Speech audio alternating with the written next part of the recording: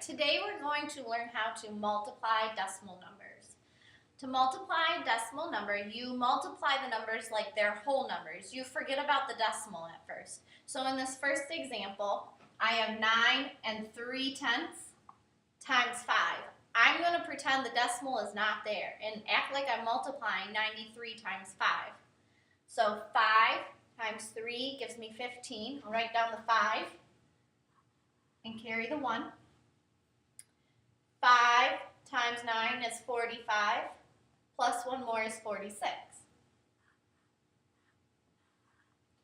Once you've done that, you count how many numbers in your factors are behind the decimal point. There's only one decimal point right here, and there's one number behind it, this 3.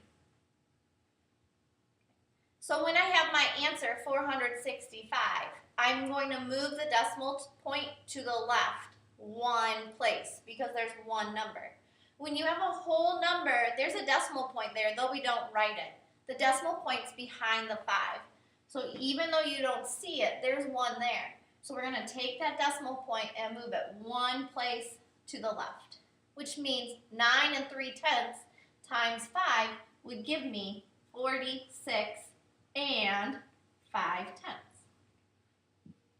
So let's try this again. We have 62 hundredths times 3/10.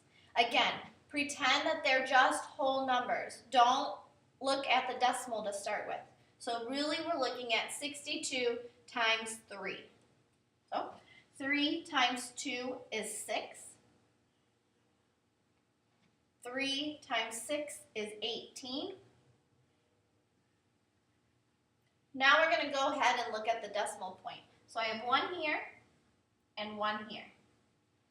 How many numbers do I have behind the decimal point here? I have the 6 and the 2.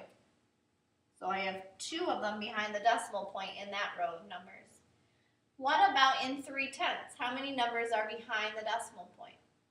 I have 1 number behind the decimal point, the number 3.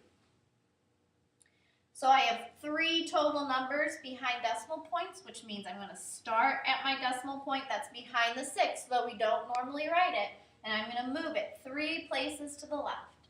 1, 2, 3. My answer then is 186 thousandths. Let's try one more. So I have 8 times 4/10. 8 is a whole number.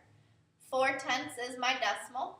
I'm going to treat it like they're 2 whole numbers right now.